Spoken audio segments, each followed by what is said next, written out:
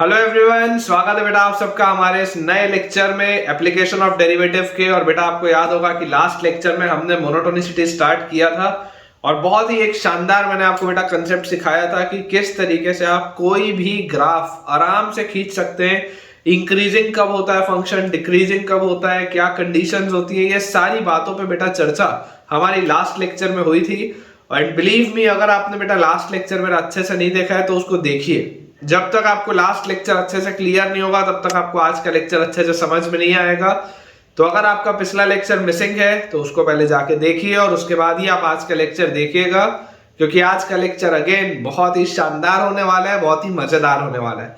तो चलिए बेटा स्टार्ट करते हैं अपना आज का लेक्चर। लेकिन आज का लेक्चर शुरू करने के पहले आप में से जितने भी बच्चों ने अब तक हमारे टेलीग्राम बेटा चैनल को ज्वाइन नहीं किया है तो आपसे ये रिक्वेस्ट है कि आप जल्दी से जल्दी हमारे टेलीग्राम चैनल से जुड़िए, क्योंकि उसको जोड़ने से बेटा आपको दो बेनिफिट होंगे।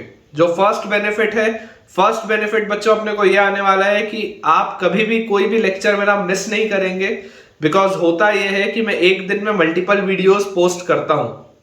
कई बार ऐसा होता है बच्चों कि आपको कोई वीडियो दिख रहा हो, कोई वीडियो ना दिख रहा हो, जिसकी वजह से आपका कभी ना कभी कोई लेक्चर छूट सकता है। लेकिन अगर आप हमारे टेलीग्राम चैनल से जुड़े रहेंगे तो आपको हमेशा इस बात की जानकारी रहेगी कि कौन से दिन एक नया लेक्चर पोस्ट किया गया है, कब पोस्ट किया गया है, ताकि आपकी हमेशा पढ़ाई बहुत बढ़िया तरीके से होता रहे और आपका कभी भी कोई भी लेक्चर स्किप ना हो। और जो सेकंड एडवांटेज है बेटा, जो बहुत ही बड़ा एडवांटेज है, वो ये है कि यहाँ पर तो मैं शायद हिंदुस्तान में जितने भी लोग आपको मैथ्स पढ़ा रहे होंगे, मैं दावे के साथ बोल सकता हूँ, आप किसी भी कोचिंग इंस्टीट्यूट्स के नोट्स खोल के देख लीजिए, जितने इलस्ट्रेशंस बच्चों मैं आपको कराऊंगा पूरे चैप्टर में, उतने शायद ही आपको किसी और के नोट से मिलेंगे। उस लेवल के क्वेश्चंस, जिस लेवल के मैं आपको करवा रहा हूं क्वेश्चंस। तो यहां पर बेटा मैं आपको बहुत सारे सवाल कराऊंगा, लेकिन उसके अलावा आपको और भी क्वेश्चंस प्रैक्टिस करने की जरूरत है, क्योंकि हम जितना ज्यादा अभ्यास करेंगे, जितने ज्यादा हम सवाल बनाएंगे, उतना ही हाई चांस होगा कि हम जेई जैसे एग्जाम को क्रैक कर पाए। तो जल्दी से हमारे चैनल को ज्वाइन करिए। ज्वाइनिंग लिंक नीचे आपको डिस्क्रिप्शन बॉक्स में दिख रहा होगा। तो चलिए बेटा स्टार्ट करते हैं अपना आज का लेक्चर। और अगर आपको थोड़ा सा भी फायदा हो रहा है मेरे इन शानदार लेक्चर से तो जल्दी से वीडियो को लाइक कर दीजिए।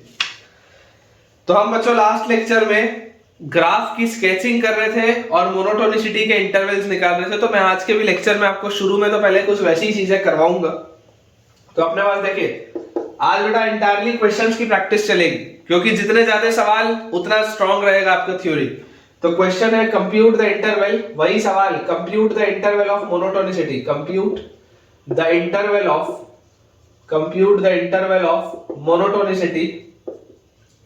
Of monotonicity and sketch the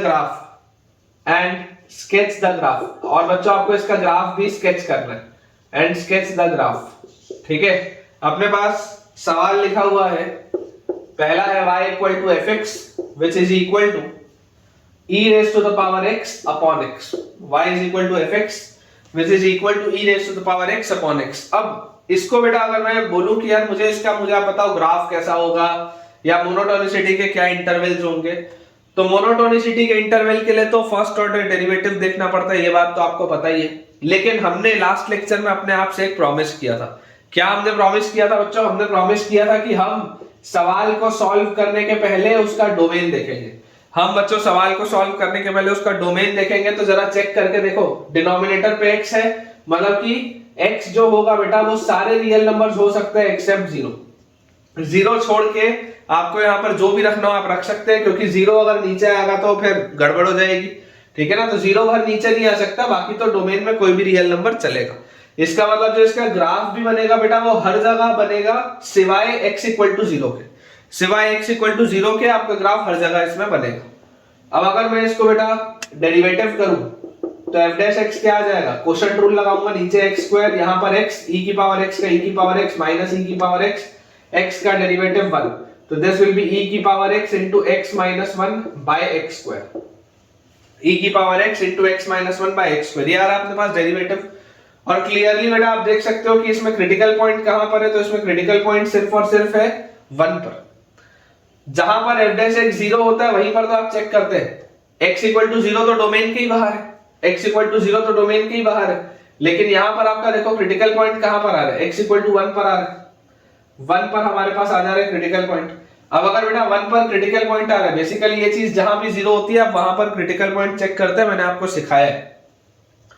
तो अगर बच्चों मैं 1 पर इसमें चर्चा करूं तो मुझे एक चीज समझ में आती है कि अगर मैं 1 से बड़ा कुछ भी रखूंगा तो ये पूरी चीज पॉजिटिव आएगी, मतलब 1 से आगे ये फंक्शन इंक्रीजिंग होगा, करेक्ट। और अगर मैं 1 से छोटा कुछ रखता हूं तो 1 से छोटा रखने में आपको ये बात बेटा समझ में आनी चाहिए कि ये पूरी चीज नेगेटिव आएगी। 1 से छोटा रखने पर ये पूरी चीज नेगेटिव आएगी। तो अगर ये पूरी चीज नेगेटिव आएगी तो इस तरीके का होगा।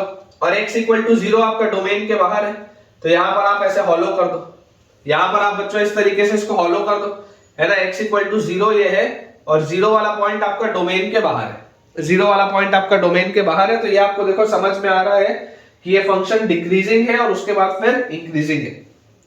अब अगर बच्चों मैं इसका ग्राफ देखो, अगर बेटा मैं इसका ग्राफ देखूं तो इसका ग्राफ देखो, आपको एक बात समझ में आती है कि हरकत कहां पर हो रही है, 0 पे हरकत हो रही है और 1 पे हरकत हो रही है, बाकी तो नॉर्मल ग्राफ है।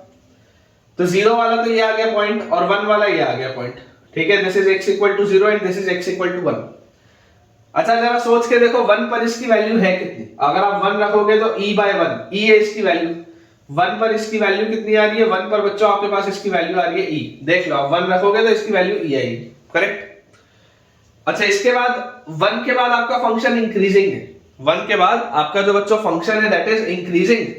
और इनफाइनाइट अगर आप रखोगे, इनफाइनाइट, तो बच्चों अगर आप इसको इनफाइनाइट रखोगे तो इनफाइनाइट जाओगे तो ये प्रोफाइल क्या हो जाएगी, इन्फिनिटी बाय इन्फिनिटी हो जाएगी। जब आप x को इनफाइनाइट करोगे तो x को इनफाइनाइट करने पर ये प्रोफाइल इन्फिनिटी बाय इन्फिनिटी होगी, लॉपिटल लगाना पड़ेगा। तो limit x approaches infinity e की पावर x बाय x, देख लो इनडिटरमिनेट फॉर्म है इन्फिनिटी बाय इन्फिनिटी का।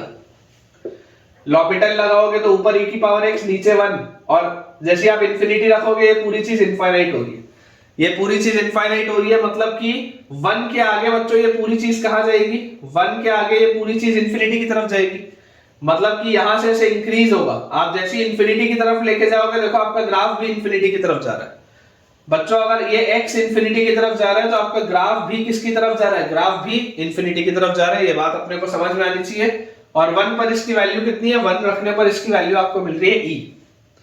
इसके बाद अगर मैं बात करूं अब अगली हरकत कहां हो रही थी, अगली हरकत हो रही थी 0 पे। तो यार 0 पर तो फंक्शन डिफाइंड नहीं है, तो आप मुझे बताओ 0 प्लस पर क्या है, व्हाट इज एट 0 प्लस। तो अगर बेटा मैं बात करूं 0 प्लस पे तो e की पावर 0 प्लस बाय 0 प्लस, ये मैं लिखता हूं e की पावर 0 प्लस बाय 0 प्लस। अगर मैं 0 से थोड़ा सा बड़ा, एकदम थोड़ा सा बड़ा कोई नंबर लूं तो e की पावर 0 तो क्या होता है 1 के पास होता है, तो न्यूमरेटर जो होगा वो अप्रोक्सीमेटली 1 के पास होगा। लेकिन बेटा अगर डिनोमिनेटर 0 के पास है तो भाई साहब ये पूरी चीज तो इनफाइनाइट होगी, ये पूरी की पूरी चीज पॉजिटिव इन्फिनिटी की तरफ आएगी। और वैसे भी आप देख सकते हो कि देखो 0 से लेकर 1 तक, 0 से लेकर 1 तक आपका फंक्शन डिक्रीज हो रहा है, 0 से लेकर 1 तक बच्चों अगर आपका फंक्शन डिक्रीज हो रहा है और 0 पर यह कहां जाता हुआ दिख रहा है, इन्फिनिटी की तरफ। मतलब ये इस तरीके का बनेगा बेटा ग्राफ, ऐसा सोच सकते हो, ऐसा ये इस तरीके का ग्राफ आएगा, देखो डिक्रीजिंग, ऐसा डिक्रीजिंग ट्रेंड में आएगा आपके पास ग्राफ इस तरीके से। ये आपका ग्राफ ऐसे गिरते गिरते गिरते गिरते 1 तक गिरा, 1 पे इसकी वैल्यू e आई और उसके बाद फिर बढ़ना चालू हो गया, ये इधर हो गया ग्राफ। अब मैं बात करता हूं बेटा इसकी 0 माइनस कि 0 माइनस पर ये क्या कर रहा होगा। तो अगर बच्चों आप 0 माइनस पर बोलोगे तो 0 माइनस पर e raise to the power 0 minus upon 0 minus, 0 minus पर अगर अपन देखें क्योंकि एग्जैक्ट 0 तो हो नहीं सकता, तो e की पावर 0 माइनस जो भी होगा, 0 माइनस मतलब 0 से छोटी चीज, एक नेगेटिव चीज, 0 से छोटी चीज या एक नेगेटिव चीज, तो this will be 1 by e की पावर 0, ठीक है। 0 माइनस है मतलब नेगेटिव चीज है, तो अब यहां पर ये आ गया क्या, पॉजिटिव आ गया। और 0 माइनस मतलब ये भी कोई एक नेगेटिव चीज है, छोटी सी, एकदम छोटी सी नेगेटिव चीज है। 0 माइनस मतलब एकदम छोटी सी नेगेटिव चीज, तो यार ये पूरी चीज तो माइनस इन्फिनिटी की तरफ जाती हुई दिख रही है। 0 माइनस क्या है, 0 माइनस मतलब एक बहुत छोटी सी नेगेटिव चीज, तो बहुत छोटी सी अगर नेगेटिव चीज नीचे आ जाएगी तो बच्चों ये पूरी चीज किसकी तरफ जाती हुई दिखेगी, नेगेटिव इन्फिनिटी की तरफ। तो नेगेटिव इन्फिनिटी की तरफ आपको ये पूरी चीज जाती हुई दिखेगी। और इसके अलावा अगर मैं अब बात करूं माइनस इन्फिनिटी पे कि माइनस इन्फिनिटी पे क्या हो रहा होगा, तो जरा सोच के देखो। अगर बेटा मैं बोलता हूं कि e की power minus infinity upon minus infinity, अगर मैं ये बोलता हूं e की power minus infinity upon minus infinity, तो this will be 1 by e की पावर इन्फिनिटी, और माइनस पहले से बाहर है और एक और इन्फिनिटी, तो यार 1 बाय इनफाइनाइट तो क्या होता है, 1 बाय इनफाइनाइट तो जीरो की तरफ जाता है विद अ माइनस साइन, मतलब जीरो से छोटा होगा नेगेटिव साइड में, इधर कहीं पे ऐसे जीरो के पास होगा लेकिन नेगेटिव होगा, जीरो के पास है, देखो जीरो के पास है, y की वैल्यू जीरो के पास है लेकिन नेगेटिव में। और ये पूरी चीज आप देख सकते हैं कि बेटा पहले से भी डिक्रीजिंग थी, 1 से लेकर देखो 0 से लेकर 1 तक तो डिक्रीजिंग था ही, लेकिन माइनस इंफिनिटी से 0 तक भी ये डिक्रीजिंग था। मतलब ये बेटा पूरा ग्राफ ऐसा गिर रहा होगा आपके पास, समझ रहे हो आप, ये जो पूरा आपके पास ग्राफ है ऐसा डिक्रीजिंग होगा। तो इधर ये ऐसा डिक्रीजिंग है, फिर इधर ये ऐसा डिक्रीजिंग है और फिर ये इंक्रीजिंग है। माइनस इंफिनिटी से लेकर 0 तक भी गिर रहा है, 0 से लेकर 1 तक भी गिर रहा है, लेकिन 1 के बाद बढ़ रहा है। और 0 पर आप देख सकते हो, 0 पर बच्चों ये ग्राफ आपका एग्जिस्ट नहीं करता, 0 पर ये बेटा डोमेन के बाहर था 0, इसलिए 0 पर ये चीज एग्जिस्ट नहीं करती। तो अगर हम ध्यान से बच्चों देखें, ये अपन ने देखो निकाल लिया, ये बिल्कुल अपन ने सही निकाला है ग्राफ इसका बच्चों, जो अपन ने बनाया है वो बिल्कुल करेक्ट है। 0 पर आपका हॉलो पॉइंट आएगा क्योंकि 0 पर आपका ग्राफ एग्जिस्ट नहीं करता, और ये ग्राफ जो अपन ने बनाया है वो बिल्कुल सही है ना। दिस फंक्शन इज इंक्रीजिंग, अगर मैं यहां से इंक्रीजिंग और डिक्रीजिंग की बात करूं तो this function is increasing in 1 से इंफिनिटी, 1 से लेकर इंफिनिटी तक बच्चों ये इंक्रीज कर रहा है। और ये फंक्शन जो है वो डिक्रीज कहां करेगा, तो डिक्रीजिंग इन माइनस इंफिनिटी से 0 यूनियन 0 से 1, डिक्रीज हो रहा है बच्चों माइनस इंफिनिटी से 0 एंड यूनियन 0 से 1, इतने हिस्से में डिक्रीज हो रहा है माइनस इंफिनिटी से 0 यूनियन 0 से 1, और इंक्रीज हो रहा है बच्चों 1 से इंफिनिटी में।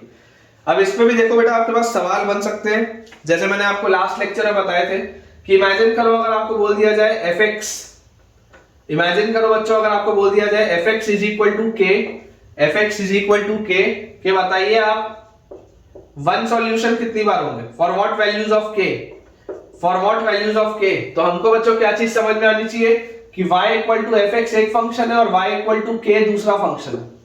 तो y इक्वल टू k क्या रिप्रेजेंट कर रहा होगा, एक स्ट्रेट लाइन को रिप्रेजेंट कर रहा होगा। तो अगर ये एक स्ट्रेट लाइन को रिप्रेजेंट कर रहा होगा तो इसका एक सॉल्यूशन कितनी बार आएगा, एक सॉल्यूशन बच्चों आएगा, देखो जितनी बार ये आपका ग्राफ 0 से नीचे है, जब जब बच्चों k की वैल्यू नेगेटिव होगी हमेशा ये जो स्ट्रेट लाइन आएगी, ये स्ट्रेट लाइन इस ग्राफ को एक ही दफे काटेगी। तो k लेस देन 0 तो आपके पास आंसर आएगा ही आएगा। आप k को कुछ भी 0 से छोटा ले लोगे तो आंसर आएगा। क्या k इक्वल टू 0 चलेगा, क्या k इक्वल टू 0 नहीं चलेगा। अच्छा k की वैल्यू e चल जाएगी, देखो क्योंकि e पर ये ग्राफ टच कर रहा है, ये ऐसे घूम रहा है ना, तो ये यहाँ पे e पर अगर आप रखोगे तो ये लाइन को ऐसे टच करेगा, तो इसके अलावा k इक्वल टू e भी चलेगा। मतलब कि k की क्या वैल्यूज होनी चाहिए, तो k की वैल्यू माइनस इंफिनिटी से 0 में कुछ भी आप रख लो चल जाएगा, और k की वैल्यू e भी चल जाएगी। समझ पा रहे, 1 सॉल्यूशन के लिए बेटा k को आपको 0 से छोटा कुछ भी रखना हो चल जाएगा, k की वैल्यू e भी चल जाएगी। और अगर मान लो मैं बोल दूं 2 सॉल्यूशन कितनी बार होगा, 2 सॉल्यूशंस, तो 2 सॉल्यूशंस के लिए आप क्या बोलेंगे, 2 सॉल्यूशंस के लिए बच्चों बोलेंगे कि आप यहां पर कोई भी एक लाइन ले लीजिए, आप e से बड़ी बेटा कोई भी एक लाइन ले लीजिए, देखो आपको हमेशा 2 सॉल्यूशन मिलेंगे e से बड़ा कोई भी लाइन लेने पे। तो आप बोलेंगे k should be greater than e, k को अगर आप e से बड़ा लेते हैं तो e से बड़ा लेने पर आपको कितने सॉल्यूशन मिल जाएंगे, 2 सॉल्यूशन मिलेंगे।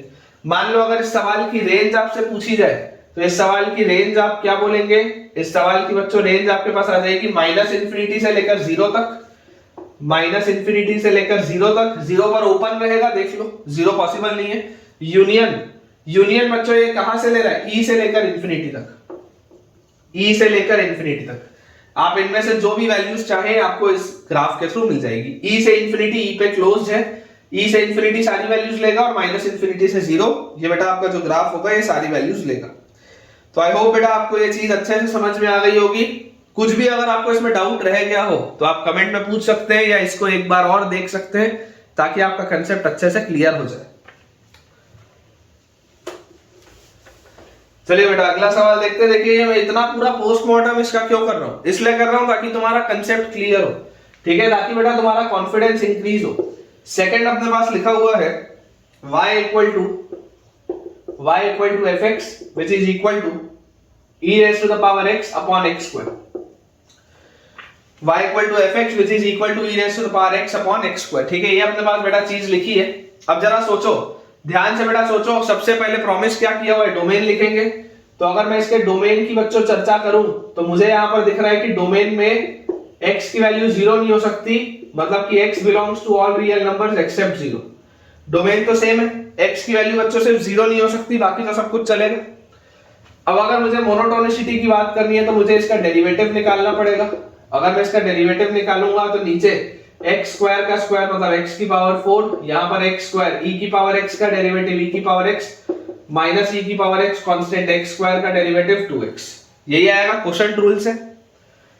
और इसको बेटा आप थोड़ा सिंपलीफाई करके लिख सकते हैं e की power x into x square minus 2x upon x की पावर 4, ऐसा आप इसको लिख सकते हैं, ठीक है। या आप इसको और क्या लिख सकते हैं, या बेटा आप यहां से इसको लिख सकते हैं e की power x into x common ले लेते हैं तो this will B x minus 2 upon x की power 4, x minus 2 upon x की पावर 4, ठीक है। अब जैसी बच्चों ये चीज अपने पास आ गई तो देखो क्रिटिकल पॉइंट अपने को कहां पर दिख रहा है, क्रिटिकल पॉइंट अपने को दिख रहा है एक तो 0 पर और एक आपको बेटा क्रिटिकल पॉइंट दिख रहा है 2 पर।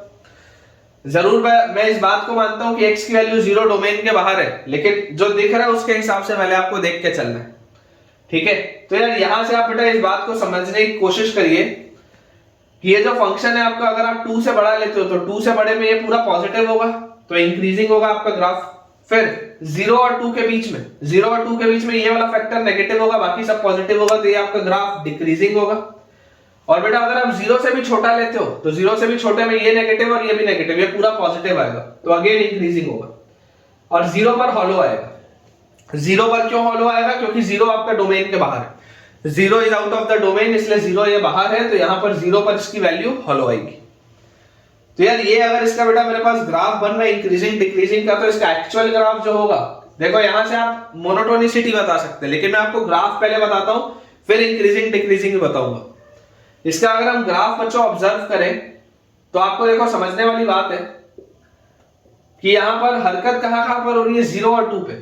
सबसे पहले अपन देखो 2 पे देखते हैं, 2 पे इसकी वैल्यू क्या होगी, 2 रखते हैं, this will be e square by 4, यहां पर कहीं पर आएगा 0.2, तो 2 पर बच्चों जो इसकी वैल्यू होगी that will be e square by 4, ये वैल्यू अपने पास आ जाएगी e स्क्वायर बाय 4। इसके अलावा 2 पर जैसे इसकी वैल्यू आ गई e स्क्वायर बाय 4, अब बेटा आप देखो 0 पर, या चलो आगे देखते हैं आगे क्या हो रहा है। 2 के आगे आपका फंक्शन इंक्रीजिंग है, तो अगर ये फंक्शन बच्चों 2 के आगे आपको इंक्रीजिंग दिख रहा है तो यहां से आप क्या बोल सकते हो, जब आप इसको इनफाइनाइट की तरफ लेके जाओगे तो इन्फिनिटी में इन्फिनिटी बाय इन्फिनिटी का प्रोफाइल है, तो limit x approaches infinity, L'Hopital लगाना पड़ेगा e की power x by x square, L'Hopital लगाओगे इन्फिनिटी बाय इन्फिनिटी का प्रोफाइल है, डिफरेंशिएट करोगे तो e की power x by 2x, e की पावर x बाय 2x, और फिर अभी भी इन्फिनिटी बाय इन्फिनिटी का प्रोफाइल है तो e की पावर x बाय 2, और अभी भी इन्फिनिटी रखोगे तो देख लो ये पूरी चीज इनफाइनाइट की तरफ जाएगी। तो अगर बेटा ये पूरी चीज इनफाइनाइट की तरफ जाएगी तो ये तो आगे हो गया ग्राफ इसका, ऐसा इंक्रीज करेगा, आप x को इन्फिनिटी की तरफ लेके जाओगे, आपका y भी इन्फिनिटी की तरफ शूट करेगा, ये बात अपने को समझ में आती है, ठीक है। अब 0 से 2 तक आपको देखो फंक्शन डिक्रीजिंग दिख रहा है, 0 पर हॉलो है, 0 पर आपका ग्राफ अवेलेबल नहीं है, तो 0 से 2 तक अगर मेरा फंक्शन डिक्रीजिंग है तो मैं बोलता हूं 0 पर ये कहां जा रहा होगा, तो e की पावर 0 प्लस अपॉन 0 प्लस, आप देख सकते हैं ये ऊपर 1 की तरफ जा रहा है, नीचे 0 प्लस है, ये पूरी चीज पॉजिटिव इन्फिनिटी की तरफ जाएगी। मतलब ये बच्चों जो डिक्रीजिंग है ये बेसिकली पॉजिटिव इन्फिनिटी से ऐसा गिर रहा है नीचे, ये ऐसा पॉजिटिव इन्फिनिटी से नीचे गिर रहा है, और यहां पर 2 पर इसकी वैल्यू गिरते गिरते गिरते गिरते इसकी बेटा 2 पर वैल्यू आ जाती है e स्क्वायर बाय 4, ये अपने पास चीज आती है। फर्दर अब अपन अगर बच्चों 0 माइनस पर बात करें, 0 माइनस पर, तो देखो 0 माइनस पर आपका ग्राफ कैसा हो रहा होगा, e की पावर 0 माइनस अपॉन 0 माइनस का स्क्वायर।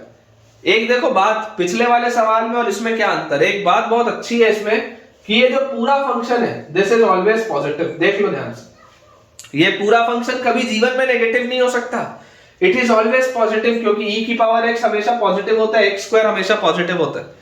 मतलब कि पिछले वाले में जो तुमने इस तरीके से ब्रांच बना दी थी अब नहीं बना सकते, अब बनाओगे तो गलत हो जाएगा।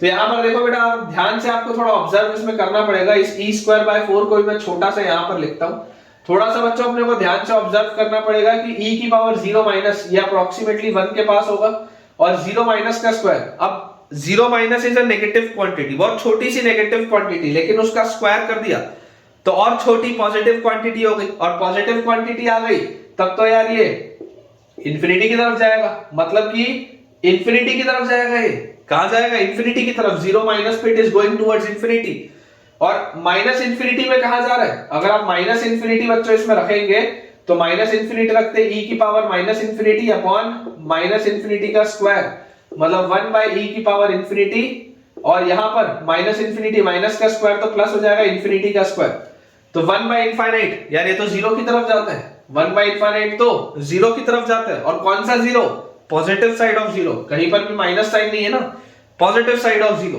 तो यार यहां से आप देखोगे बच्चों, तो ये आपका जो ग्राफ है वो यहां से चालू हो रहा है, यहां से, ठीक है, और यहां से ऐसा इंक्रीज हो रहा है, देखो ये ऐसा इंक्रीज हो रहा है, और आपको यहां से भी दिखाई दे रहा है माइनस इंफिनिटी से लेकर जीरो तक, माइनस इंफिनिटी से लेकर जीरो तक आपका फंक्शन बढ़ रहा है, देखो ये फंक्शन आपका बढ़ रहा है, फिर जीरो पे हॉलो है, जीरो पर हॉलो है क्योंकि जीरो पर आपका ग्राफ अवेलेबल नहीं है, फिर जीरो से 2 तक ये गिर रहा है, 2 पर इसकी वैल्यू होती है e²/4, और उसके बाद दोबारा ये इंक्रीज हो रहा है। तो अगर बच्चों हम इसमें बात करें मोनोटोनिसिटी की, ठीक है, f' अपन ने निकाला था, बिल्कुल ये सही था।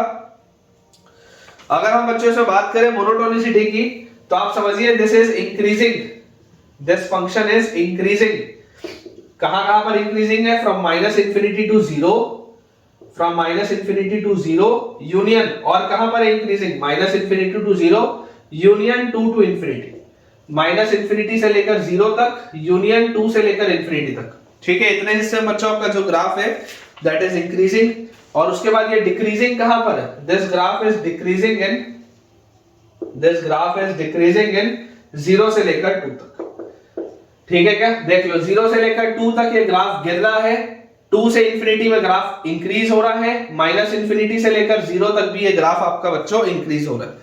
अगर मान लीजिए कोई आपसे इसकी रेंज पूछता है, रेंज, तो आप इसकी बच्चों रेंज क्या बोलेंगे, आप इसकी रेंज बोलेंगे कि इसकी रेंज है फ्रॉम 0 से लेकर इंफिनिटी तक, कुछ भी, range is from 0 open to infinity, range is from 0 open to infinity.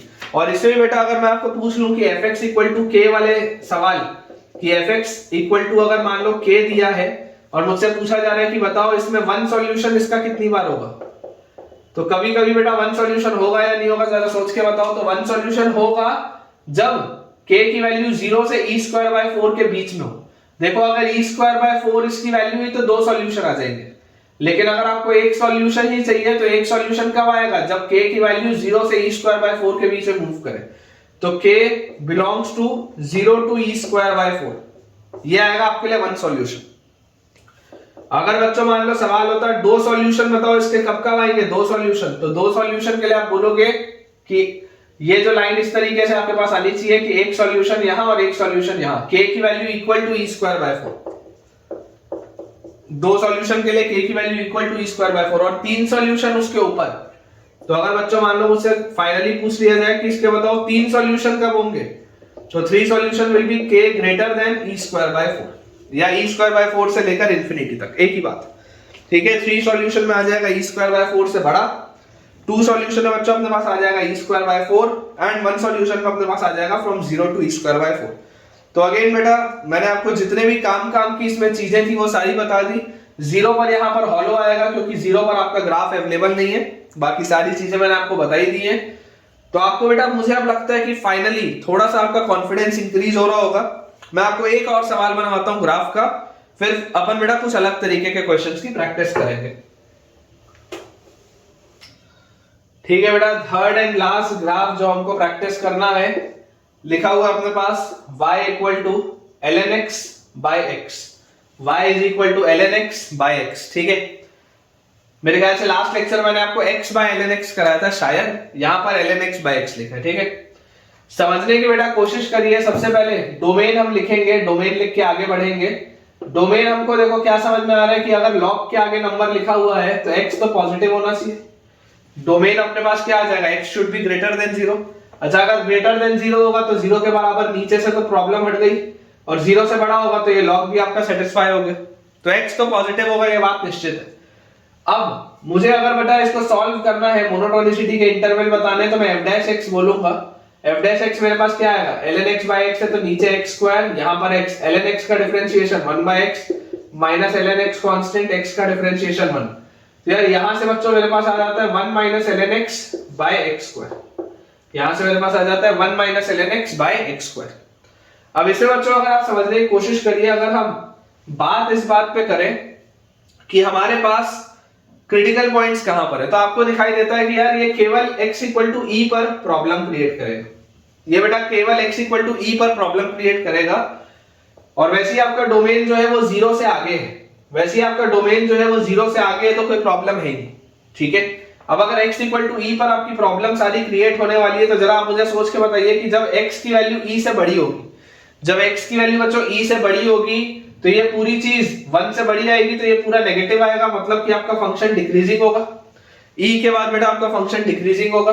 और जब आप बात करेंगे 0 से e के बीच में, तो 0 से e के बीच में जरा सोच के देखिए ln x का ग्राफ कैसा होता है। ln x का ग्राफ इस तरीके का होता है, तो 0 से 1 तक, 0 से लेकर 1 तक ये नेगेटिव होता है, तो जब ये नेगेटिव होगा तो ये पूरी चीज पॉजिटिव होगी, कोई दिक्कत नहीं है। और 1 से लेकर e तक, 1 से लेकर e तक बच्चों ये जो पूरी इसकी वैल्यू आती है वो 0 से 1 के बीच में ही होती है, तो 1 से लेकर e तक में भी इस पूरे की वैल्यू 0 से 1 के बीच में ही आएगी, तो ये पूरी चीज पॉजिटिव ही आएगी। कुल मिला के 0 से e के बीच में न्यूमरेटर आपका पॉजिटिव आएगा। आप ग्राफ देख के समझ सकते हैं कि जब आप 0 से e का मूवमेंट कर रहे हैं, तो 0 से लेकर e तक के मूवमेंट में 0 से 1 के बीच में, 0 से 1 के बीच में क्या हो रहा होगा हमारे पास, 0 से 1 के बीच में बच्चों ये पूरी चीज नेगेटिव होगी, तो अगर ये पूरी चीज नेगेटिव होगी तो ये वैसे पॉजिटिव हो गया। और 1 से e में जब ये पूरी चीज 0 और 1 के बीच में होगी, तो 1 में से जब आप कोई छोटी चीज को सब्ट्रैक्ट करोगे तब भी पॉजिटिव आएगा, तो ये पूरी चीज पॉजिटिव आएगी, मतलब ये आपका फंक्शन होगा इंक्रीजिंग। ये आपके पास बच्चों जो फंक्शन आएगा दैट विल बी इंक्रीजिंग, ठीक है। और 0 पर आ जाएगा हॉलो, 0 पर बच्चों अपने पास क्या आ जाएगा, हॉलो आ जाएगा। ये अपने पास इस तरीके का इसका ग्राफ होना चाहिए। अब अगर बेटा मैं इसको बना के देखूं ढंग से, मोनोटोनिसिटी के लिए अगर मैं ढंग से बना के देखूं, इंक्रीजिंग डिक्रीजिंग तो मुझे ऑलरेडी पता चल ही चुका है। ग्राफ इसका देखते हैं, देखिए हमें पता है कि ये पूरा का पूरा जो ग्राफ है वो राइट साइड में बनेगा, क्योंकि x ग्रेटर देन 0 इसका डोमेन है, ठीक है। तो इधर वाला तो हिस्सा खाली पड़ा रहेगा पूरा, इसमें तो कुछ नहीं होगा। हरकतें कहां हो रही है, हरकतें हो रही है 0 और e के पास में। आप सबसे पहले देखो, अगर आप e रखते हो, e रखने पर इसकी वैल्यू क्या आएगी, e रखने पर ln e 1 और अपॉन e, तो यार e जब आप रखोगे e, तो e रखने पर इसकी वैल्यू आएगी 1 बाय e, e रखने पर बच्चों इसकी वैल्यू आ जाएगी आपके पास 1 बाय e, ठीक है। ये बात अपने को आती है अच्छे से समझ में, e रखने पर। अच्छा, उसके बाद आप अगर बेटा देखेंगे 0 प्लस पर, तो 0 प्लस पर इसकी वैल्यू कहां होगी, तो अगर मैं 0 प्लस देखूं तो this will B ln 0 plus upon 0 plus. 0 plus पर अपने पास इस तरीके की कोई चीज होगी, तो यार अगर ये बेटा मेरे पास चीज हो रही है, तो log की वैल्यू 0 प्लस पर कितनी होती है, जरा अपन अगर ग्राफ देखें तो 0 प्लस पर log की वैल्यू माइनस इंफिनिटी होती है, तो दिस इज माइनस इंफिनिटी के पास अपॉन 0 प्लस एक बहुत छोटी सी पॉजिटिव क्वांटिटी। 0 प्लस मतलब एक बहुत छोटी सी पॉजिटिव क्वांटिटी, तो यार ये पूरी चीज तो माइनस इंफिनिटी की तरफ जा रही होगी। सोच के देखो 0 प्लस पर बेटा ये इंडिटरमिनेट फॉर्म नहीं है, 0 प्लस पर this is not an indeterminate form, ये पूरी चीज माइनस इंफिनिटी की तरफ जा रही होगी, यहां पर जा रहा होगा। अच्छा, इसके बाद देखो 1 पर इसकी वैल्यू कितनी होगी, 1 रखते ही ln 1 0 होता है, 1 रखते ही इसकी वैल्यू 0 आ जाएगी, मतलब यहां पर कहीं पर अगर 1 होगा तो 1 पर इसकी वैल्यू 0 आएगी। और उसके बाद इसकी वैल्यू इंक्रीज होती होती देखो कहां पर आई, यहां पर आपके पास 1 है, तो इसकी वैल्यू इंक्रीज होती होती e पर इसकी वैल्यू कितनी आ गई, e पर इसकी वैल्यू आ गई 1 बाई e। और e के बाद आपका ग्राफ डिक्रीज हो रहा है, मतलब ये यहां से ऐसा इंक्रीज हुआ और इंक्रीज होते हुए इस तरीके से यहां तक पहुंचा, इंक्रीज होते हुए इस तरीके से यहां तक पहुंचा। x एक्सिस को ये बेटा कट करके निकलेगा कहां पर, x इक्वल टू 1 पर, और इंक्रीज होता हुआ e तक ये पहुंच चुका है, e पर इसकी वैल्यू है 1 बाई e। और आपको यहां से दिखाई दे रहा है मोनोटोनिसिटी के इंटरवल से कि e के बाद ये डिक्रीज होगा, तो जरा मुझे सोच के बताओ डिक्रीज होते में आप इसको माइनस प्लस इंफिनिटी पर रख के देखो।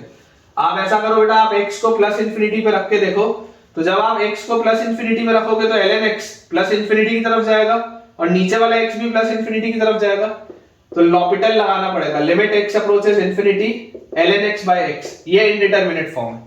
This is now indeterminate form. 0 plus पर इंडिटरमिनेट नहीं था, यहां पर है, क्योंकि जब आप x को इनफाइनाइट की तरफ लेके जाओगे तो ln x भी इनफाइनाइट की तरफ जाएगा और नीचे वाला x भी इनफाइनाइट की तरफ जाएगा, तो लॉपिटल लगाएंगे, ln x का डिफरेंशिएशन 1 by x और नीचे वाले x का डिफरेंशिएशन 1, खत्म हो गया। जैसे ही आप x को इंफिनिटी रखोगे, इंफिनिटी रखते ही ये पूरी चीज 0 के पास जाएगी, ये पूरी चीज 0 के पास जाएगी, और कौन सा 0, पॉजिटिव 0, मतलब बेटा ये आपका ऐसा होगा इसका ग्राफ इस तरीके का। अंदाजे से बता रहा हूं, इस तरीके का आपके पास ग्राफ आएगा, ऐसा बड़ा बड़ा बड़ा बड़ा और फिर ये घटा घटा घटा घटा इस तरीके से बनेगा। तो दिस फंक्शन का रेंज, अगर मान लो कोई आपसे पूछ ले कि बताओ बच्चों इसका रेंज क्या होगा, तो इसका रेंज होगा फ्रॉम माइनस इंफिनिटी से लेकर 1/e तक।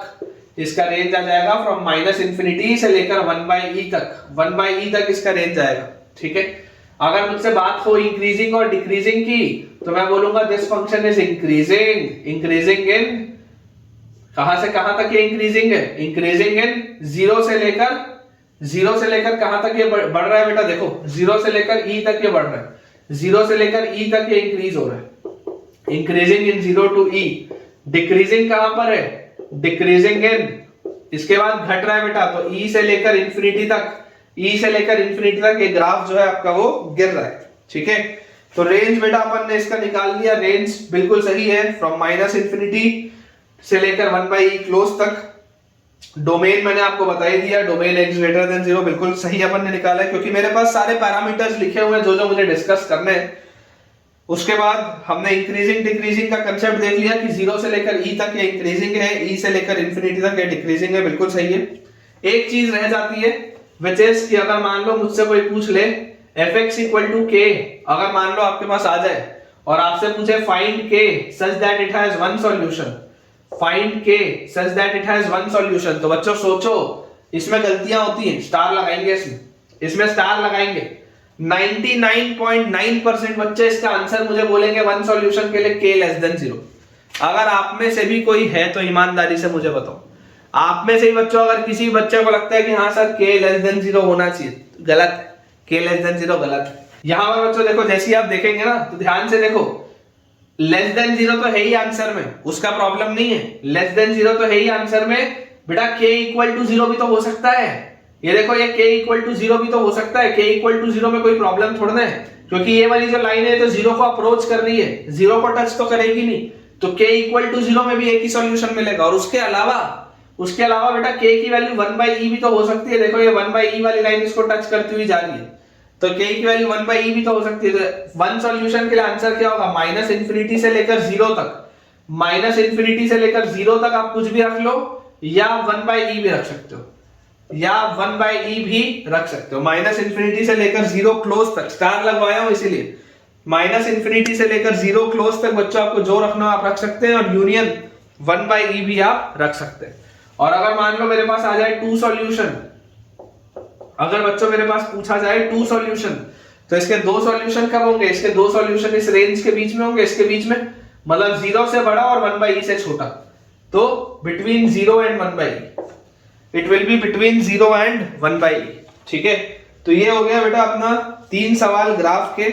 मेरे हिसाब से तीनों सवाल बहुत ही जबरदस्त थे और बहुत सारे कंसेप्ट सिखाते हैं। आपका अगर कॉन्फिडेंस इंक्रीज हुआ हो ये ग्राफ के सवालों के बाद, तो एक लाइक और एक बेटा वीडियो में आपका प्यारा सा कमेंट बनता है। नेक्स्ट बेटा क्वेश्चन करने के पहले मैं आपको 1-2 नोट पॉइंट्स बता देता हूं। जैसे आप नोट डाल के लिखेंगे, सबसे पहले अगला सवाल बनाने के पहले आपको मैं बता देता हूं कि let x equal to c where c belongs to a to b। लिख लो पहले, फिर समझाता हूं। Let x equal to c where c belongs to a to b, then x equal to c, then x equal to c cannot be simultaneously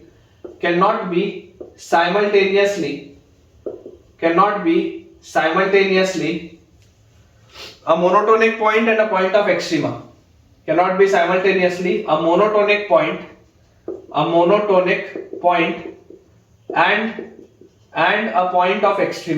and a point of extrema, दोनों एक साथ नहीं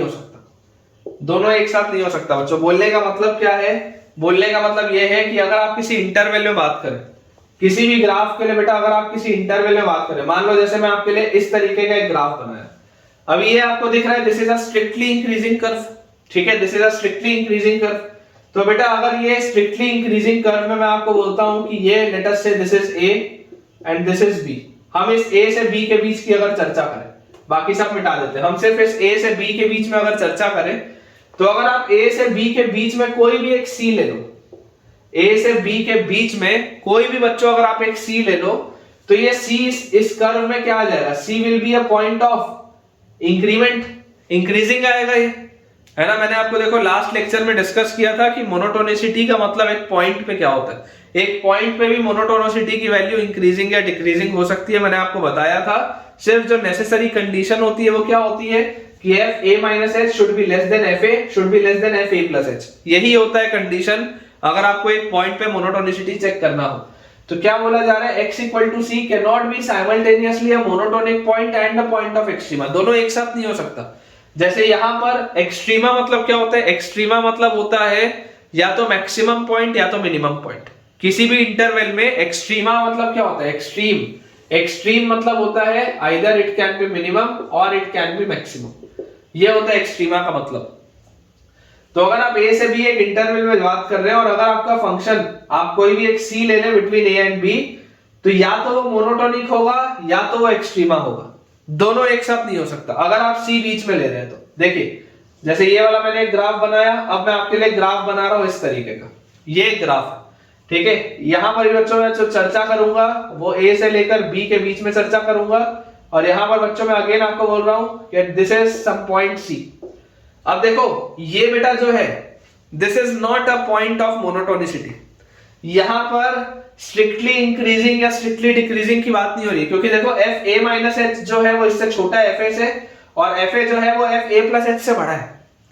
तो ये आपका बेटा क्या आ गया, this is a point of maxima, this is a point of maxima. तो या तो बेटा मैक्सिमा होगा या मिनिमा होगा, या आपके पास पॉइंट ऑफ मोनोटोनिसिटी आएगा, मतलब इंक्रीजिंग या डिक्रीजिंग होगा, एक पॉइंट दोनों नहीं हो सकता। ये वाली कंडीशन कब है, when C belongs to A to B, जब आप A से B के इंटरवल के बीच में कोई C रखते हैं, A से B के इंटरवल के बीच में बच्चों जब आप कोई C रखते हैं तो वो C जो होगा it can either be a point of monotonicity या it can be an extrema. Similarly बेटा देखो इस तरीके का मैं आपके लिए ग्राफ बनाता हूं, ये मेरे पास अगर एक ग्राफ है तो आप देखिए ये आपको डिक्रीज होता हुआ दिख रहा है कर्व, ठीक है, डिक्रीज होता हुआ कर्व दिख रहा है। अब अगर आप यहां पर कहीं पर कोई पॉइंट सी लेते हैं, let us say this is point b and this is point a, तो मुझे देखो क्लियरली क्या चीज समझ में आ रही है, मुझे क्लियरली ये समझ में आ रहा है कि ये डिक्रीजिंग स्ट्रिक्टली नहीं है फंक्शन। क्यों डिक्रीजिंग नहीं है, क्योंकि एफ ए माइनस एच या एफ सी माइनस एच जो है वो एफ सी से बड़ा है, और एफ सी प्लस एच भी एफ सी से बड़ा है, एफ सी प्लस एच भी एफ सी से बड़ा है, और एफ सी माइनस एच भी एफ सी से बड़ा है। इसका मतलब ये जो है this is a point of minima. तो बेटा जैसा मैं आपको बता रहा था कि या तो मिनिमा का पॉइंट होगा या मोनोटोनिक पॉइंट होगा, दोनों एक साथ नहीं हो सकता, ठीक है, इस बात को हमको ध्यान रखना है। लेकिन ये जो पूरी सिचुएशन है ये बदल जाती है when C is an extreme point, जब C कोई बाउंड्री पॉइंट होगा, but when C is a boundary point, when C is a boundary point, तो बाउंड्री पॉइंट पे बच्चों बात अलग हो सकती है। बाउंड्री पॉइंट पे आपके पास बच्चों बात अलग हो सकती है कि अगर C बाउंड्री पॉइंट हो गया इस तरीके से, अगर आपके पास आ जाता है कि यहां पर आपके पास ये C है और ये मान लो आपके पास कोई दूसरा लिमिट है, तो अगर बच्चों C बाउंड्री पॉइंट होगा तो this will be a point of minima as well as monotonic point. आपका ये फंक्शन देखो स्ट्रिक्टली इंक्रीजिंग भी है तो ये मोनोटोनिक पॉइंट भी है, और उसके साथ साथ ये मिनिमम का पॉइंट भी है। लेकिन ये कब हो पा रहा है, जब C बाउंड्री पॉइंट पे होगा, है ना। तो इस केस में क्या आ जाएगा, इस केस में this is a monotonic point also, this is a monotonic point also as well as minima point भी है और मोनोटोनिक भी, ठीक है। वैसे ही इस तरीके का बेटा आप ग्राफ बोल सकते हो ऐसा।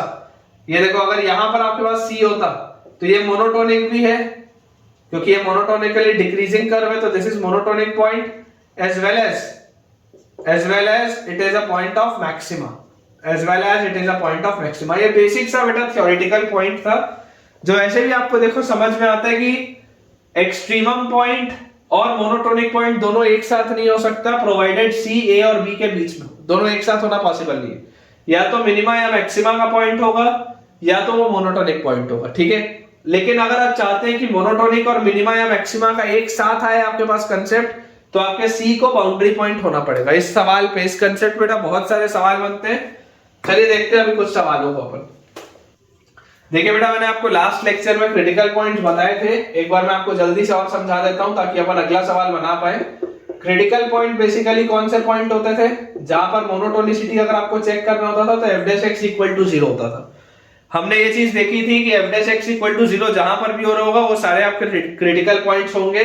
लेकिन आप इसमें बेटा एक चीज का और ध्यान रखिएगा कि इसके अलावा और ऑल दोस पॉइंट्स, ठीक है, ये इनहेरेंटली हम मान के चलते हैं क्योंकि ग्राफ, देखो ग्राफ बहुत सारी चीजों का टेक केयर कर लेता है जब आप अलग अलग बाउंड्री पॉइंट्स चेक कर रहे होते हैं। लेकिन हमको ये चीज मान के चलनी है कि देखो क्रिटिकल पॉइंट अगर आप बोल रहे हो तो ये बात तो बिल्कुल सही है कि एफ डैश एक्स जहां पर भी 0 हो रहा होगा वहां पर तो वो क्रिटिकल पॉइंट होगा ही होगा। लेकिन उसके अलावा और all those points where f dash x cease to exist, मतलब कि जहां जहां पर भी डिनोमिनेटर में आ रहा होगा ना कुछ, वैसे भी देखो अभी तक हमने जितने ग्राफ बनाए हमने हमेशा देखा है कि डिनोमिनेटर में अगर कभी x आ रहा था या x स्क्वायर आ रहा था तो अपन उसके हिसाब से जो डोमेन पहले लिखते थे उसके हिसाब से वो चीजें सेट हो जाती थी। लेकिन आपको अगर मान लो एक्चुअल कोई डेफिनेशन पूछे ना क्रिटिकल पॉइंट का, तो एक्चुअल डेफिनेशन में यही होता है कि एफ डैश एक्स या तो इक्वल टू 0 हो या तो वो एग्जिस्ट ही ना करे। वो सारे पॉइंट जहां पर f dash x equal to 0 हो या f dash x cease to exist हो जाए, एग्जिस्ट ही ना करे, ठीक है। तो बेसिकली आपके पास मान लो अगर कभी भी इस तरीके की कोई भी चीज आ गई, कि मेरे पास मान लो आ जाता है ln x अपॉन x, इस तरीके की चीज आ जाती है, तो मैं इसमें क्या ऑब्जर्व करूंगा, मुझे ये बात तो समझ में आती है कि x इक्वल टू 1 पर प्रॉब्लम हो रही है। लेकिन जब मैं इसका ग्राफ बना रहा हूँ ना, तो ग्राफ बनाने में बेटा मैं इस चीज को भी ध्यान देके चलूंगा कि नीचे क्या हो रहा है। तब देखो ऑल्दो आपको इसका डोमेन पता होगा कि अगर आपको ये फंक्शन दिख रहा हो तो इसका डोमेन x ग्रेटर देन 0 तो होना ही चाहिए, अदरवाइज आपका लॉगरिथमिक फंक्शन वर्क नहीं करेगा। तो डोमेन तो 0 से बड़ा होना ही चाहिए। तो ये आपको देखो समझ में आता है कि डिनोमिनेटर कभी भी 0 नहीं हो सकता।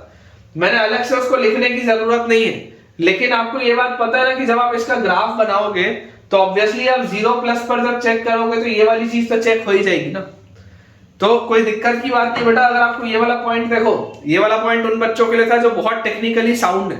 अगर आपको ये चीज थोड़ी सी प्रॉब्लम भी आ रही हो समझने में तो आप घबराइए मत, आप सिर्फ इस चीज को ध्यान रखिए, कोई भी जब आप फंक्शन का ग्राफ बना रहे होंगे, अप्रोच कर रहे होंगे, आप सबसे पहले उसका डोमेन लिखो। डोमेन लिखने के बाद आप उसका मोनोटोनिसिटी के लिए एफ डैश एक्स निकालो और f dash x equal to 0 कर लो और उसके बाद आप ग्राफ से ऑब्जर्व कर लो। उतना ही, सिर्फ उतना ही, बाकी आपको और कुछ भी इसमें सोचने की जरूरत नहीं। जैसे कि बेटा बहुत अच्छा इसमें एग्जांपल होता है, इसमें बच्चों बहुत एक अच्छा एग्जांपल होता है कि मान लो अगर आपके पास फंक्शन दिया हो fx is equal to bracketed x। इस पता है इस फंक्शन की खास बात क्या है? जो ब्रैकेटेड x बच्चों आपके पास फंक्शन होता है, आप समझने की कोशिश करिए। इस ब्रैकेटेड x का दिस इज ऑलवेज बच्चों इसका f डैश x हमेशा ही 0 होता है। f dash x is always 0, f dash x इसका हमेशा 0 होता है for all x belonging to real number. f dash x बच्चों जो इसका होगा this is always 0 for all the points. सारे के सारे रियल नंबर्स इसके क्रिटिकल पॉइंट होते हैं। सारे के सारे बच्चों जो रियल नंबर होते हैं इसके क्रिटिकल पॉइंट होते हैं। आप समझने की कोशिश करिए कि अगर आप f डैश x का ग्राफ भी देख लें तो 0 से 1 तक इसकी वैल्यू 0 होती है, फिर 1 से लेकर 2 तक इसकी वैल्यू 1 होती है। उसके बाद ये इस तरीके का आपके पास बेटा इसका ग्राफ बनता है, ठीक है ना, इस तरीके का आपके पास इसका ग्राफ बनते जाता है। तो आप समझने की कोशिश करिए कि अगर आप इतने हिस्से में कुछ भी लेंगे तो इतने हिस्से में तो f डैश x की वैल्यू 0 ही आएगी। फिर अगर आप इस बाउंड्री पॉइंट पे ले लेंगे तब भी 0 आ जाएगा, फिर यहां लेंगे तब भी 0 आएगा, यहां भी 0 आएगा, यहां भी 0 आएगा, यहां भी 0 आएगा।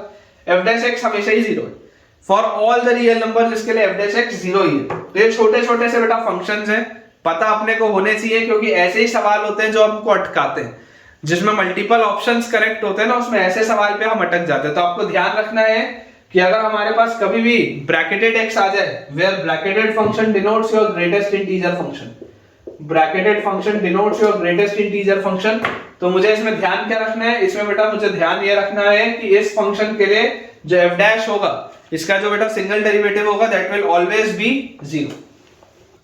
जैसे बेटा एक क्वेश्चन मैं आपको लिखाता हूं, सवाल अपने पास लिखा हुआ है if fx is equal to sin cube x minus a sin square x, sin cube x minus a sin square x, find a such that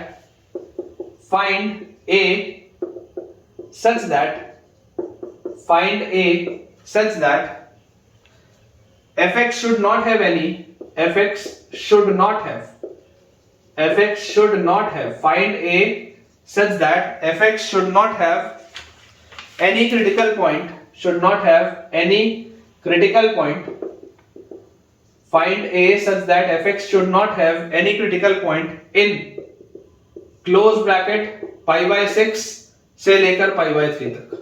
fx should not have any critical point in close bracket pi by 6 से लेकर pi by 3 तक।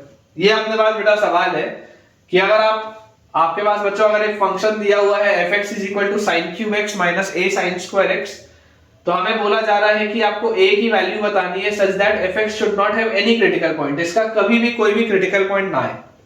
कोई भी critical point ना आए का मतलब पता क्या है? इसका मतलब ये है कि f डैश x की वैल्यू 0 नहीं होनी चाहिए इस इंटरवल में, इन the interval in close bracket pi by 6 से पाई by 3।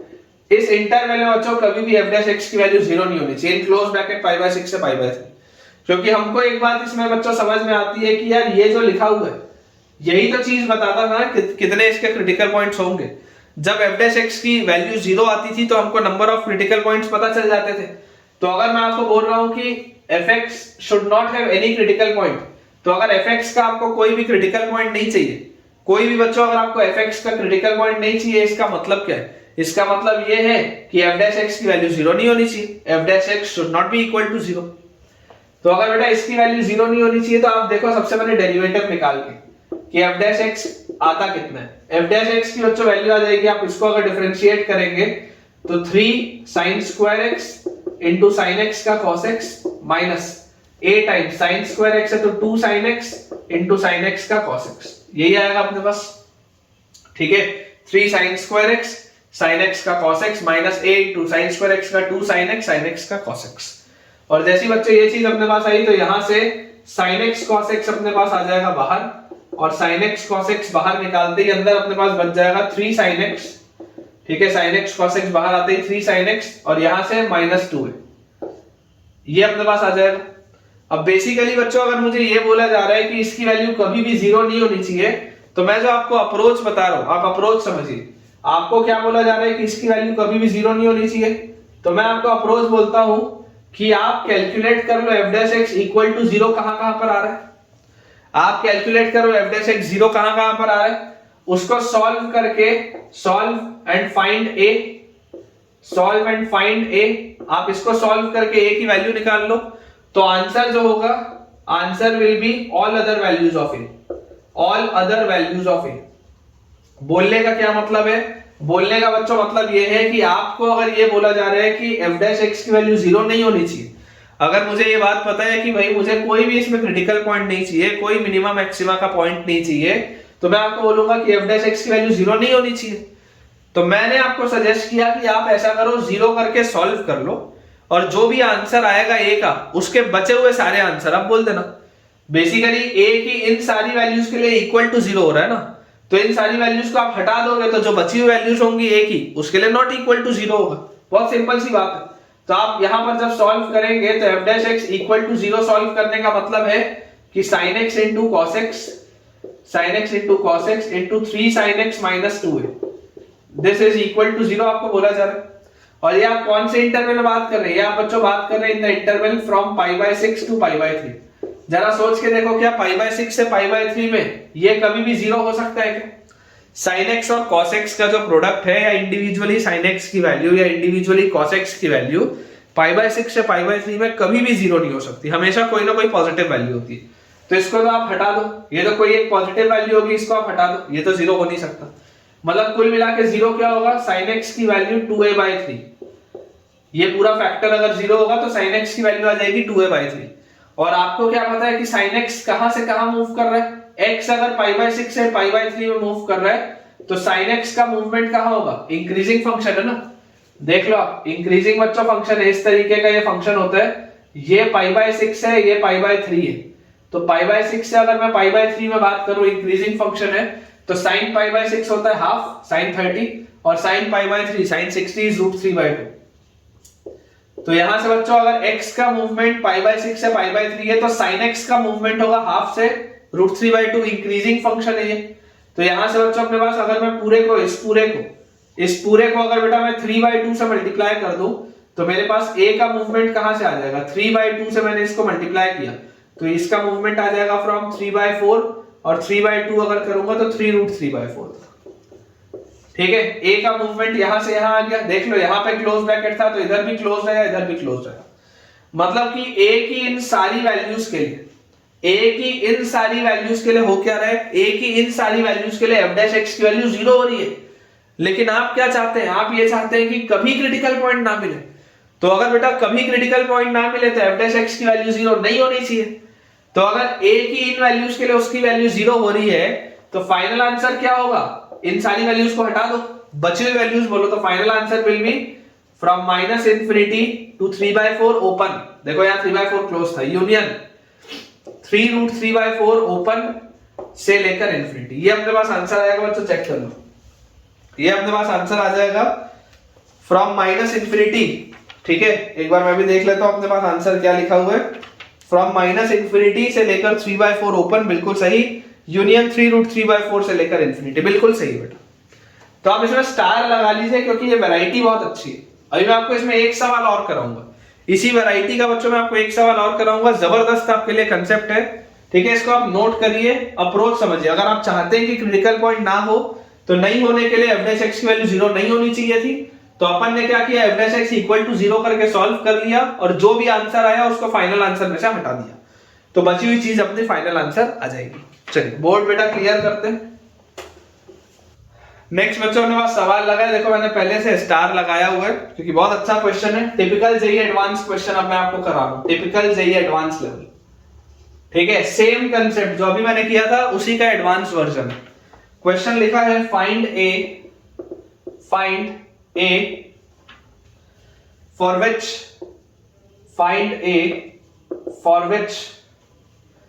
fx is equal to a/2 cos 2x, fx is equal to a/2 cos 2x minus sin x, fx is equal to a/2 cos 2x minus sin x has exactly one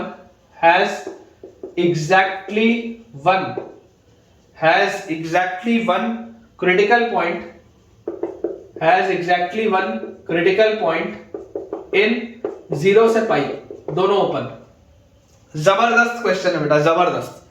मतलब इसमें बहुत mistake होता है बच्चों का, मैं बोलूंगा 99.99% बच्चे इसमें इंटरवल में गलती कर देते हैं, कहां पर ओपन कहां पर क्लोज्ड, इसमें यही गलती होती है। ठीक है, बहुत जबरदस्त क्वेश्चन है। देखिए find A for which this has exactly one critical point in 0 से पाई। अब समझने की कोशिश करिए हो क्या है। अगर बेटा मैं इसको सॉल्व करूं तो मुझे एक बात समझ में आता है कि क्रिटिकल पॉइंट चेक करने के लिए मुझे इसका डेरिवेटिव देखना पड़ेगा। तो सबसे पहले आप इसको डिफरेंशिएट करो, f' आपके पास क्या आएगा, a/2 कांस्टेंट, cos 2x का माइनस sin 2x और 2x का 2 माइनस sin x का cos x, यही होगा इसका डेरिवेटिव। ठीक है, ये वाले 2 से ये वाला 2 आपके पास कैंसिल आउट हो गया और इसको भी हम देखो कैसा लिख सकते हैं, इसको हम लिख सकते हैं माइनस sin 2x को ओपन कर दो तो 2 into a और sin x cos x, ऐसा इसको अपन लिख लेते हैं, और माइनस cos x वैसे का वैसे ही, ऐसा अपन ने इसको देखो कर लिया। और जैसे ही बेटा हमने ये किया, पूरे में से cos x बाहर निकल रहा है या माइनस cos x बाहर निकल रहा है, तो अगर माइनस cos x बाहर आएगा तो अंदर अपने पास आ जाएगा 2a sin x plus 1। Minus cos x अगर बाहर आएगा तो अंदर अपने पास आ जाएगा बच्चों 2a sin x प्लस 1, ये चीज आ गई। ये हमारे पास है f' और हमें बोला जा रहा है कि इसका केवल एक क्रिटिकल पॉइंट होना चाहिए, 0 से लेकर पाई तक ये पूरी चीज केवल एक बार 0 होनी चाहिए, केवल एक ही वैल्यू के लिए 0 होनी चाहिए। क्रिटिकल पॉइंट मतलब क्या है, क्रिटिकल पॉइंट बोलने का मतलब है कि ये पूरी चीज केवल एक x के लिए 0 होना चाहिए, सवाल यही बोल रहा है। This should be equal to 0, लिख देता हूं मैं, this should be equal to 0, this should be equal to 0 for only 1x, in 0 से पाई, 0 से पाई के बीच में केवल एक x के लिए 0 होना चाहिए।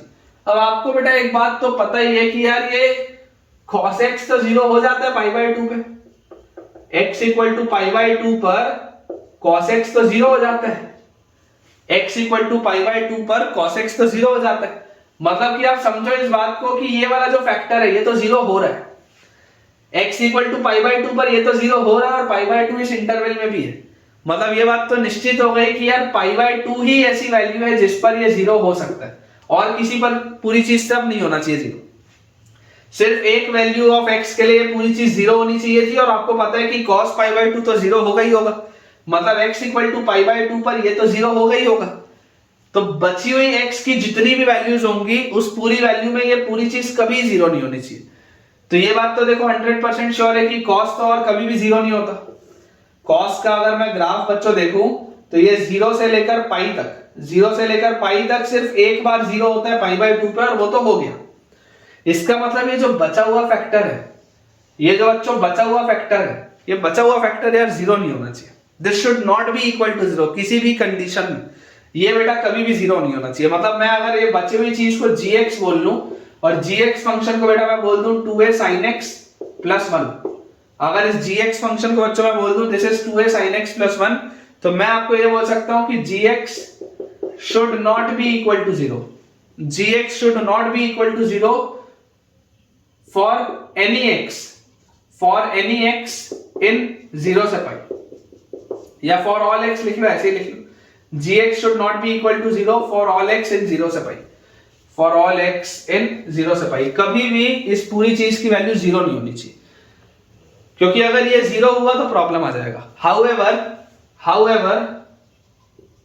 however x equal to π/2 will be discussed, will be interpreted separately, ऐसा लिख लेता हूं इसको मैं, ताकि आपको मैं बाद में समझाऊं। सेपरेटली, शायद स्पेलिंग गलत लिख दिया लेकिन कोई बात नहीं, इंग्लिश की क्लास तो है नहीं, शायद सही है क्या पता नहीं। चलो, तो अगर बेटा ये चीज हमने लिखी है तो अब इसमें आप समझने की कोशिश करिए कि अपने पास ये जो पूरी चीज है ये जीरो नहीं होनी चाहिए, ये पूरी चीज जीरो नहीं होनी चाहिए। x की वैल्यू 0 से पाई में कभी भी, क्योंकि एक ही बार जीरो हो सकता था और π/2 पे जीरो हो गया। तो अगर π/2 पे जीरो हो गया तो आपको जो x मिलना था वो x तो मिल गया। तो x इक्वल टू π/2 में इसकी क्या हरकत होगी वो ऑब्जर्व करेंगे आखिरी में, इसलिए लिखा हूं however x equal to π/2 will be interpreted separately. मैं अलग से उस पर अभी चर्चा करूंगा, फिलहाल मैं सिर्फ बोलता हूं कि इन जनरल अगर हम 0 से पाई में बात करें तो इन जनरल 0 से पाई में ये कभी भी जीरो नहीं होना चाहिए।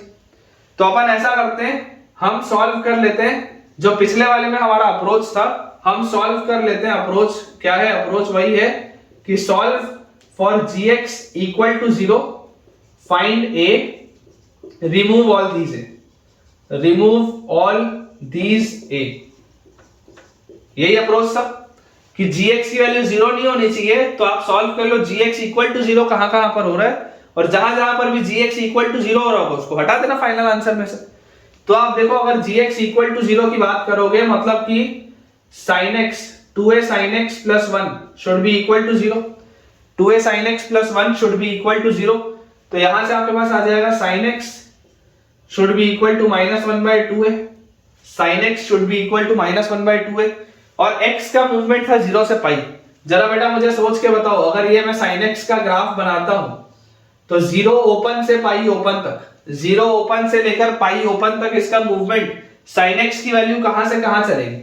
sin x की वैल्यू चलेगी 0 से 1, 0 ओपन से 1 क्लोज। देख लो ध्यान से, इसकी वैल्यू कभी भी 0 नहीं हो सकती। क्यों? क्योंकि 0 पर भी ओपन है, पाई पर भी ओपन है, तो 0 से लेकर 1 क्लोज तक इसकी वैल्यू चलेगी। ठीक है, sin x की वैल्यू।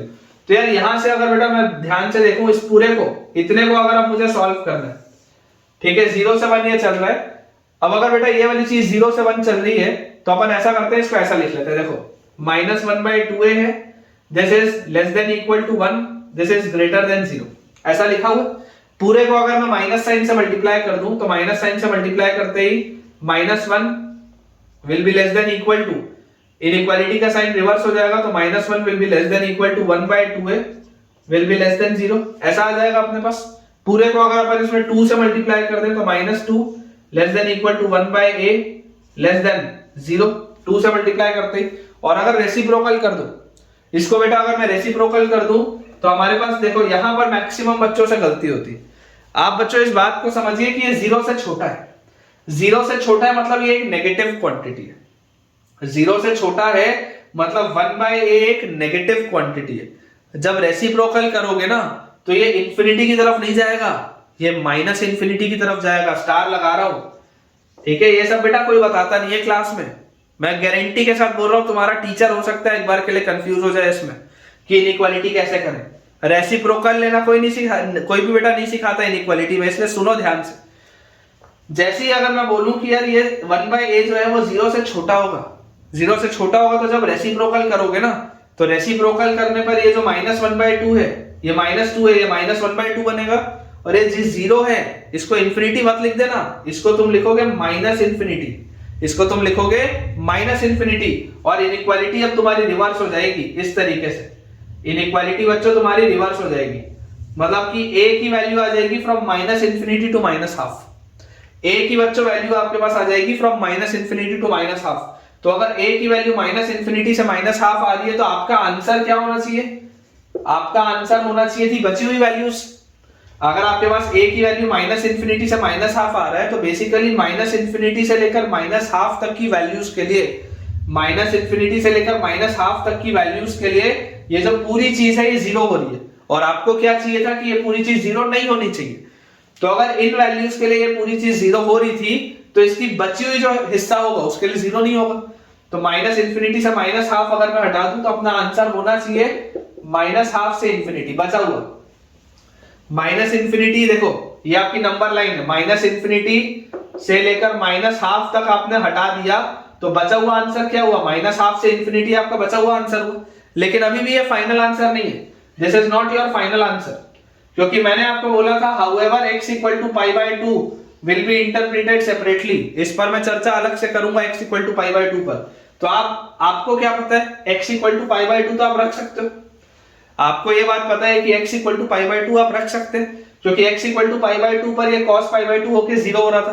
तो अब आप x = π/2 इसमें रखो। जब आप x = π/2 इसमें रखेंगे, तो आपके पास क्या आ जाएगा? 2a + 1 आ जाएगा। आपके पास क्या आ जाएगा? 2a + 1 आ जाएगा। तो बेटा जरा सोच के देखो, अगर आप x = π/2 रख सकते हो, और x = π/2 रखने पर ये वाली जो पूरी चीज है ये 2a + 1 बन रही है, तो अगर ये भी 0 हो गया तो क्या प्रॉब्लम है? x = π/2 ही रखने पर अगर ये चीज भी 0 हो गई तो कोई दिक्कत नहीं है ना। आपको क्या बोला गया था? आपको बोला गया था it has only one critical point, मतलब सिर्फ एक x की वैल्यू के लिए ये पूरी चीज 0 होनी चाहिए थी, सिर्फ एक x की वैल्यू के लिए। आपको दिख रहा है कि π/2 पर ये पहला वाला तो फैक्टर 0 हो रहा है, ठीक है। तो इसका मतलब बचा हुआ किसी भी x की वैल्यू के लिए पूरी चीज 0 नहीं आनी चाहिए थी, तो वो अपन ने सॉल्व करके निकाल लिया। लेकिन अब मैं आपको ये बोल रहा हूं बेटा कि इस बात को आप समझिए कि जब आपने x = π/2 को एक्सेप्ट किया, आपने जब बोला कि हाँ x = π/2 पर ठीक है ये 0 हो रहा है, बेटा अगर x = π/2 पर ये भी 0 हो गया तो क्या प्रॉब्लम है? क्रिटिकल पॉइंट तो एक ही है ना, क्रिटिकल पॉइंट तो एक ही है। तो x = π/2 पर अगर आपको इसको 0 करना होगा, तो यहां से a की वैल्यू कितनी आ जाएगी? -हाफ आ जाएगी क्या? मतलब कि a = -हाफ भी चलेगा, a = -हाफ भी चलेगा, क्योंकि x = π/2 अगर आप ले रहे हैं तो x = π/2 रखने पर ये भी 0 होगा, और अगर आप चाहते हैं कि ये भी उस समय 0 हो जाए तो a = -हाफ पे ये भी 0 आ जाएगा। मतलब कि यहां पर आप a की वैल्यू -हाफ भी ले सकते हैं, तो answer will be close bracket -half से इन्फिनिटी। इसीलिए मैं बोल रहा था कि इसमें मैक्सिमम बच्चों की इंटरवल में प्रॉब्लम होती है कि ओपन कहां और क्लोज कहां। This is your final answer, this is your final answer, ठीक है। इसमें स्टार लगा लीजिएगा। जबरदस्त क्वेश्चन है बेटा, जबरदस्त क्वेश्चन, और गारंटी दे रहा हूं, तुम पूछ लो जाके अपने किसी टीचर से या किसी से भी, बहुत बहुत हाई चांसेस है कि तुम्हारे टीचर इसको गलत कर देंगे। उनको ये नहीं समझ में आएगा कि ये हो क्या है, या ये नहीं समझ में आएगा कि रेसिप्रोकल कैसे करें। पूछ के देख। और अगर आपको लगता है कि ये चीज आपको और कोई नहीं सिखाया था, तो मुझे कमेंट में बताओ कि ये पर्टिकुलर सवाल, ये जो जेईई एडवांस लेवल का मैंने आपको क्वेश्चन कराया वो कैसा आपको लगा, ठीक है। थोड़ा भी बेटा अगर आपको कंफ्यूजन हो रहा हो, आप वीडियो दोबारा सुनिए, तीसरी बार सुनिए, गारंटी है आपको समझ में आ जाएगा। और फिर भी अगर नहीं आता है तो कमेंट सेक्शन में आप पूछ सकते हैं। अगला बच्चों अपने पास जो क्वेश्चन लिखा हुआ है उसमें दिया है if the function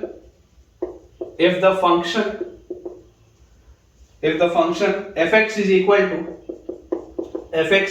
to a plus 2 x cube minus 3a x square, a plus 2 x cube minus 3a x square plus 9ax minus 1 plus 9ax-1 is always decreasing. अगर बच्चों मुझे बोला जा रहा है कि ये फंक्शन हमेशा ही डिक्रीजिंग है for all x belonging to real number find a। ठीक है, अच्छा सवाल है बेटा। क्वाड्रेटिक का भी आपका किसमें कंसेप्ट चेक हो जाएगा।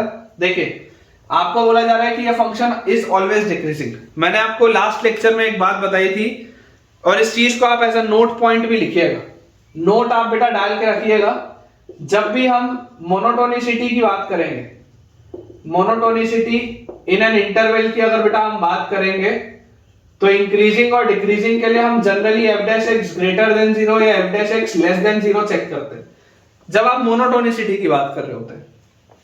लेकिन बेटा जब आप पैरामीटर निकालने की बात कर रहे होते हैं, पैरामीटर की, जब आप पैरामीटर फाइंड आउट कर रहे होते हैं, ये जो पैरामीटर वाले सवाल होते हैं ना जिसमें आपको रेंज निकालनी होती है, रेंज ऑफ वेरिएबल जिसमें आपको निकालनी होती है, तो ऐसे सवाल में बेटा आप क्या बोलते हैं आपको पता है। जो टेक्निकली आपको एग्जैक्ट क्या होती है चीज की, इंक्रीजिंग के लिए बच्चों बोला जाता है आपको हमेशा f' greater than equal to 0 लगाना होता है, इक्वालिटी लगानी होती है। ठीक है, वैसे ही डिक्रीजिंग के लिए बच्चों आपको याद होना चाहिए कि f' less than equal to 0 लगाना पड़ता है। ये इक्वालिटी लगाना बहुत जरूरी है। जब हम इंटरवल में बात कर रहे होते हैं तब इंटरवल में आप normally f' greater than 0, f' less than 0 करके सॉल्व कर सकते हैं, फर्क नहीं पड़ता। लेकिन इसमें फर्क पड़ता है, जब आप पैरामीटर की बेटा बात कर रहे होंगे तो फर्क पड़ता है। टेक्निकली आप उसमें भी करें तो कोई हर्ज नहीं है, समझ रहे हो आप। टेक्निकली अगर आप उसमें भी करो तो कोई हर्ज नहीं है, लेकिन इसमें नहीं करोगे तो गड़बड़ हो जाएगी। उस चीज को आप चेक करने के लिए इसके ग्राफ को भी देख सकते हो, इसके बेटा आप ग्राफ को भी एनालाइज कर सकते हो, कोई दिक्कत की बात नहीं है।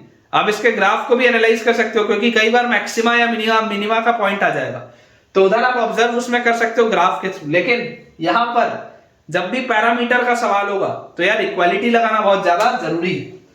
तो अगर बेटा अपन इसको सॉल्व करें इसी कंसेप्ट के साथ, देखिए हमारे पास क्या लिखा हुआ है, हमारे पास बोल रहे हैं कि फंक्शन f(x) ये जो है क्यूबिक फंक्शन है, दिस इज ऑलवेज डिक्रीजिंग। तो अगर ये फंक्शन हमेशा डिक्रीजिंग है बच्चों, तो आप बोल सकते हैं कि इसका जो डेरिवेटिव होगा, इसका derivative less than equal to 0 होगा। If this function is always decreasing तो इसका डेरिवेटिव जो होना चाहिए वो लेस देन इक्वल टू 0 होना चाहिए। तो f' कितना आ जाएगा, f' will be thrice of a plus 2 into x square minus इसको डेरिवेटिव करोगे तो 6ax, इसको डेरिवेटिव करोगे तो plus 9a। This should be less than equal to 0। ठीक है, ये चीज बेटा लेस देन इक्वल टू 0 होगी।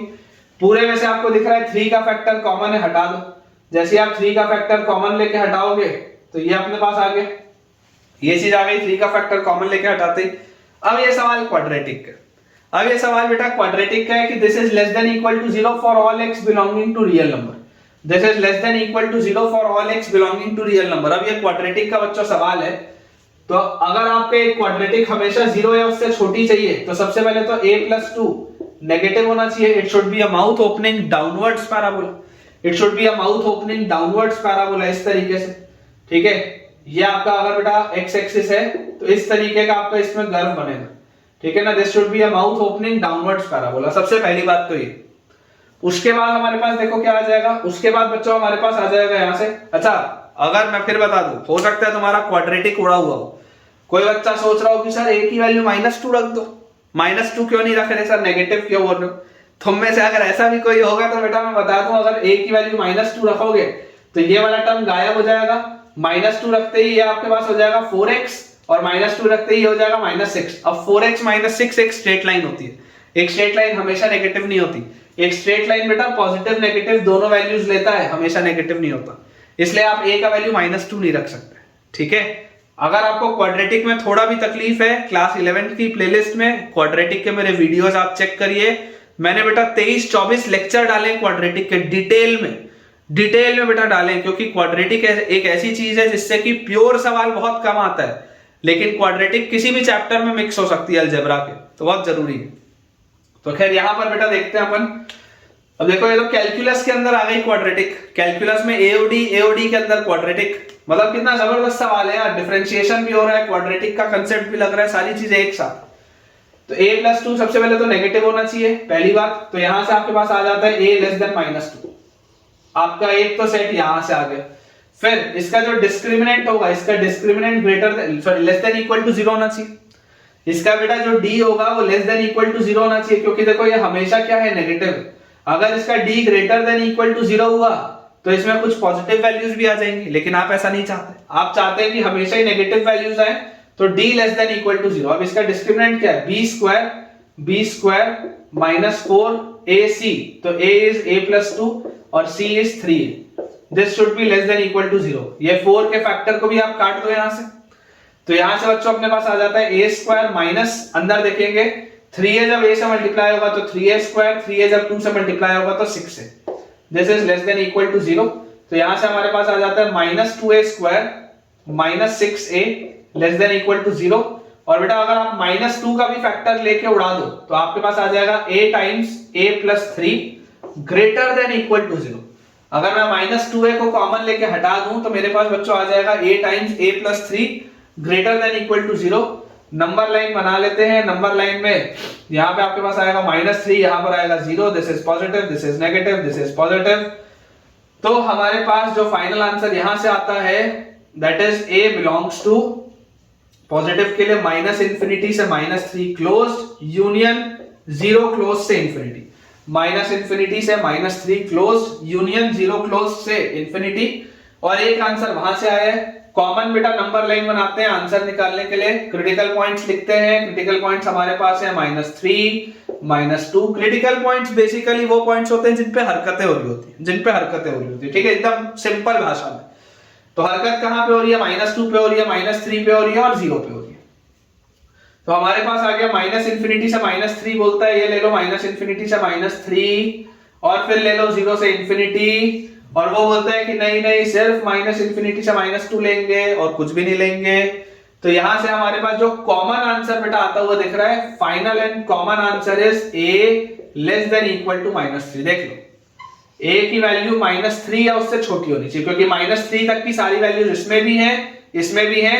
तो -3 या उससे छोटी आपको जो भी बच्चों वैल्यू लेनी हो आप ले सकते हैं और आपका आंसर आ जाएगा। चेक कर लेते हैं। बिल्कुल बेटा अपन ने सही तरीके से सॉल्व किया, आंसर अपना जो आया है वो करेक्ट है। तो ठीक है बच्चों, विद दिस हमारे आज के लेक्चर का समापन होता है। मुझे उम्मीद है कि आज आपने मुझसे बहुत सारे नए कंसेप्ट सीखे होंगे और काफी एनर्जी आप में आ गई होगी, क्योंकि कॉन्फिडेंस आपका बढ़ा होगा। तो अगर आपको आज का लेक्चर फायदेमंद लगा और किसी भी सूरत में आपने बेटा अगर आज मुझसे कुछ नया सीखा तो मुझे कमेंट्स में बताइए कि आपने आज मुझसे क्या नया सीखा और आज जो मैंने सवालों के आपको लेवल कराए वो आपको कैसे लगे। वीडियो पसंद आया हुआ हो तो वीडियो को लाइक करें, चैनल को सब्सक्राइब करें और दोस्तों के साथ इस वीडियो को शेयर भी करें ताकि उनकी पढ़ाई भी बहुत अच्छे तरीके से हो पाए। Thank you.